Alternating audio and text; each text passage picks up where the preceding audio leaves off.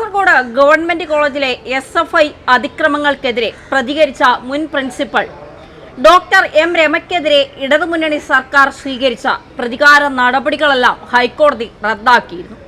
കോളേജിൽ SFIക്കാരുടെ നേതൃത്വത്തിൽ പ്രവർത്തനങ്ങളും നടക്കുന്നുണ്ട് എന്ന ഒരു മാധ്യമത്തോട് പറഞ്ഞതാണ് ഈ അധ്യാപികയ്ക്ക് വിനയായത്. SFIയുടെ സമ്മർദ്ദ ഫലമായി ഡോക്ടർ രമയെ സ്ഥലം മാറ്റിയതടക്കമുള്ള എല്ലാ നടപടികളും ഹൈക്കോടതി റദ്ദാക്കിയിരിക്കുകയാണ്. ഒരു SFI വിദ്യാർത്ഥിയെ അപമാനിച്ചുവെന്ന പരാതിയും ഇതിൽ പെടുന്നുണ്ട്. കോളേജിൽ SFIക്കാരുടെ അച്ചടക്ക ലംഘനങ്ങളെക്കുറിച്ചും അസാന്മാർഗിക പ്രവർത്തനങ്ങളെക്കുറിച്ചും പ്രതികരിച്ചതിന്റെ വൈരാഗ്യമാണ് തനിക്കെതിരെയുള്ള പരാതികൾക്ക് പിന്നിലെന്ന അധ്യാപികയുടെ വാദം ഹൈക്കോടതി ഡിവിഷൻ ബെഞ്ച് ശരിവച്ചു. ഡോക്ടർ രമ മാധ്യമത്തോട് പ്രതികരിച്ചത് ഓപ്പൺ കോർട്ടിൽ കണ്ട കോടതി അധ്യാപിക തെറ്റൊന്നും ചെയ്തിട്ടില്ല എന്ന് വിലയിരുത്തി.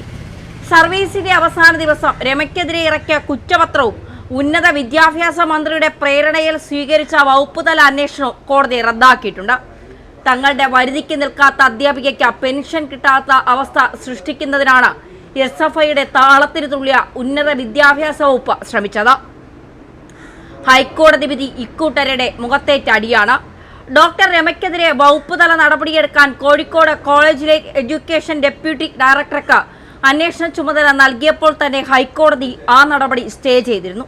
ഇതിൽ അമർഷം പൂണ്ടാണ് പഴയൊരു പരാതി പൊടിതട്ടിയെടുത്ത വകുപ്പുതല നടപടിയുടെ ഭാഗമായി അവസാന പ്രവൃത്തി ദിവസം കുറ്റപത്രം നൽകിയത്.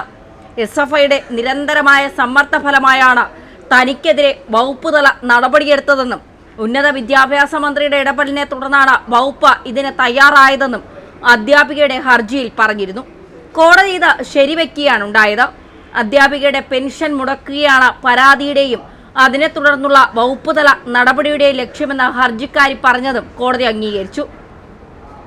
പ്രിൻസിപ്പലിനെതിരെ പ്രത്യക്ഷത്തിൽ തെളിവൊന്നുമില്ല എന്നും SFI ഇടപെടൽ വ്യക്തമാണ് എന്നും കോടതി നിരീക്ഷിച്ചു. ഈ കോടതി വിധി SFIയെ മാത്രമല്ല ഉന്നത വിദ്യാഭ്യാസ മന്ത്രി R ബിന്ദുവിനെയും പ്രതിക്കൂട്ടിൽ നിർത്തുന്നു. പാർട്ടി താൽപര്യം സംരക്ഷിക്കാൻ പദവി ദുരുപയോഗം ചെയ്യുന്ന ഈ മന്ത്രി മുൻ SFI നേതാവിനെ പോലെ പെരുമാറിയെന്നാണ് ഇതിൽ നിന്ന് മനസ്സിലാക്കേണ്ടത്.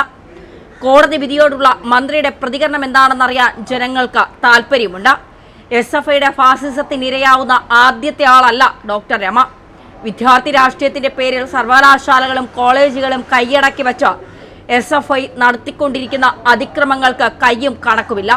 ഇതിന് വഴങ്ങാത്തവരുടെ ജീവനെടുക്കാൻ പോലും CPM തീറ്റിപ്പോറ്റുന്ന ഈ അക്രമി സംഘം മടിക്കില്ല. ഇതിന്റെ ഇരയാണ് വയനാട് പൂക്കോടി വെറ്റിനറി സർവകലാശാല ക്യാമ്പസിൽ കൊല്ലപ്പെട്ട സിദ്ധാർത്ഥൻ എന്ന വിദ്യാർത്ഥി. ഇത് ചെയ്തവരെ രക്ഷിക്കാൻ CPMഉം പിണറായി സർക്കാരും കാണിച്ച കള്ളക്കളികൾ ഇപ്പോൾ പൊതുസമൂഹത്തിന് ബോധ്യമുണ്ടല്ലോ. ചാൻസലറായ ഗവർണറെ ക്യാമ്പസുകളിൽ പ്രവേശിപ്പിക്കാതിരിക്കാൻ SFI നടത്തിയ അക്രമാസക്ത സമരവും ആരും മറന്നിട്ടുണ്ടാവില്ല. ക്യാമ്പസുകളിൽ SFIയുടെ അരാജകത്വത്തെ ചോദ്യം ചെയ്യുന്ന ആദ്യത്തെ ആളല്ല ഡോക്ടർ രമ.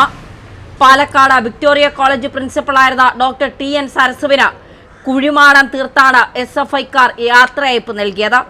എറണാകുളം മഹാരാജാസ് കോളേജ് പ്രിൻസിപ്പളായിരുന്ന NL ബീന കസേര കത്തിച്ചാണ് SFIക്കാർ പ്രതികാരം തീർത്തത്. കോളേജിലെ SFIക്കാരുടെ അസാന്മാർഗിക പ്രവർത്തികൾ ചോദ്യം ചെയ്തതാണ് ഈ അധ്യാപിക ചെയ്ത കുറ്റം. CPMന്റെ സംഘടനാ ബലവും സർക്കാരിന്റെ പിന്തുണയും ഉപയോഗിച്ച കേരളത്തിലെ കോളേജ് ക്യാമ്പസുകളെ SFI തങ്ങളുടെ അധോലോകമാക്കി മാറ്റിയിരിക്കുകയാണ്.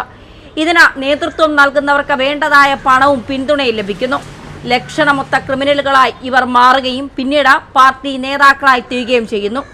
ഇപ്പോഴത്തെ കോടതി വിധി ക്യാമ്പസുകളിലെ SFI ഫാസിസത്തിനെതിരെ ശബ്ദമുയർത്താൻ വിദ്യാർത്ഥികൾക്കും പൊതുസമൂഹത്തിനും പ്രേരണ നൽകുമെന്ന് നമുക്ക് ഓരോരുത്തർക്കും പ്രതീക്ഷിക്കാം. ഈ ക്രിമിനൽ ഗുണ്ടകൾ, ഈ ക്രിമിനൽ നേതാക്കൾ കോളേജിന്റെ ഭരണം എന്നൊഴിയുന്നുവോ അന്നേ കേരളത്തിലെ സർവകലാശാലകൾ രക്ഷപ്പെടും.